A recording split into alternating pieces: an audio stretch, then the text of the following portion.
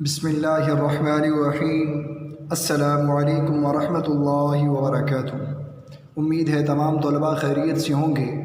بیٹا کل سبق عمر بن عبدالعزیز رحمۃ اللہ علیہ کے مشکل الفاظ کے معنی لکھنے کے لیے دیے گئے تھے۔ امید ہے تمام طلباء نے نوٹ بک پر لکھ لیے ہوں گے۔ آج سبق عمر بن عبدالعزیز کے مختصر جوابات مشقی سوال نمبر 6، 7 حل کروائے جائیں گے۔ آپ پہلے علم میں اضافے کی دعا پڑھ لیجئے۔ ربی زدنی علما، اے میرے رب میرے علم میں اضافہ فرما۔ اب چلتے ہیں بیٹا درسی کتاب کی جانب۔ سب سے پہلے مختصر جوابات آپ کو حل کروائے جائیں گے۔ سوال نمبر 1 یعنی مختصر جوابات، جز الف، شر کی مثالیں کس لیے محفوظ رکھی گئی ہیں؟ بیٹا آپ نے صفحہ نمبر 78 پر پڑھا کہ شر کی مثالیں محض اس لیے محفوظ رکھی گئی ہیں تاکہ لوگ ان سے عبرت پکڑیں اور بھلائی اور نیکی کا راستہ اختیار کریں۔ اب اسے بیٹا آپ اپنے الفاظ میں لکھ سکتے ہیں۔ شر کی مثالیں عبرت پکڑنے کے لیے، عبرت اور نصیحت پکڑنے کے لیے محفوظ رکھی گئی ہیں۔ ٹھیک ہے۔ جز ب، خلفائے راشدین کے دور کو کیا کہا جاتا ہے؟ آپ نے بیٹا صفحہ نمبر 79 پر کے دوسرے پیراگراف میں پڑھا، خلفائے راشدین کے دور کو خلافت راشدہ کا دور کہا جاتا ہے کیونکہ یہ دور امن، سلامتی، عدل و انصاف اور اسلامی احکامات کے نفاذ کا بہترین دور ہے۔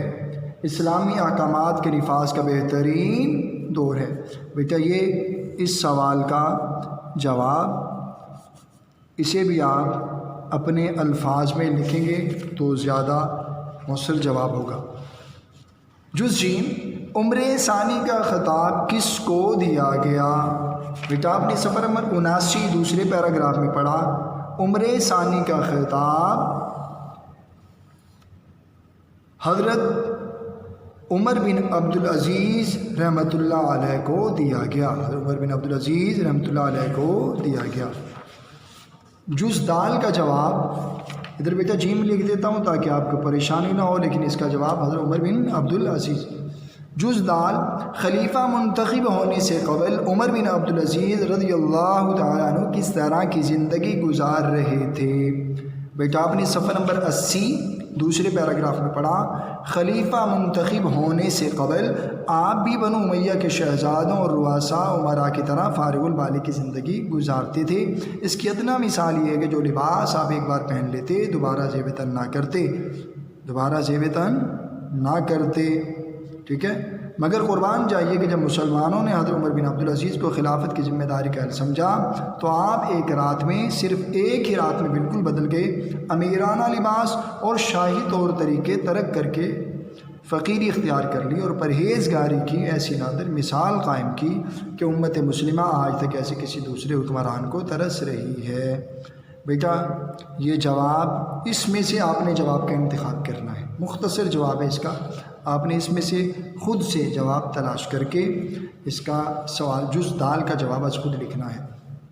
جز ہے ایک چشمیہ، احکام الہیہ کو کون شخص دوسروں پر لاگو کر سکتا ہے؟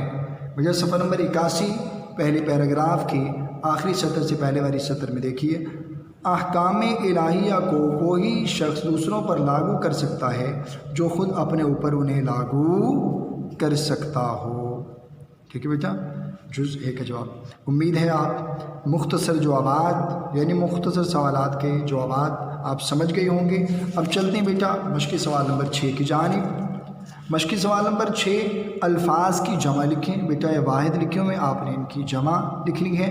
پہلا لفظ شک، شک شکوک، مثال مثالیں، صفت صفات، عمل اعمال، خلیفہ خلفاء، خدمت خدمات، اصل اصول، امتیاز امتیازات، غلطی اغلاط۔ ٹھیک ہے بیٹا، یہ الفاظ کی جمع آپ نے 2 خانے بنانے ہیں، ایک میں الفاظ، دوسری میں جمع کی یعنی جمع کی شاہ سرخی، اس کے بعد آپ نے الفاظ کی جمع لکھنی ہے۔ مشقی سوال نمبر 7، درج ذیل الفاظ کو جملوں میں اس طرح استعمال کریں کہ ان کا مفہوم واضح ہو جائے، ان کا مفہوم واضح ہو جائے۔ بیٹا آپ دیکھ رہی ہیں یہ سوال نمبر 7 میں جو الفاظ لکھے ہوئے نظر آ رہے ہیں، بیٹا آپ نے ان الفاظ کو جملوں میں استعمال کرنا ہے، اور استعمال اس طرح کیجئے کہ ان الفاظ کا مفہوم واضح ہو جائے۔ کیا ہو جائے بیٹا؟ واضح ہو جائے۔ جیسے پہلا لفظ جہالت، اب اس جہالت کا جملے میں استعمال کریں گے تاکہ اس کا مفہوم واضح ہو جائے۔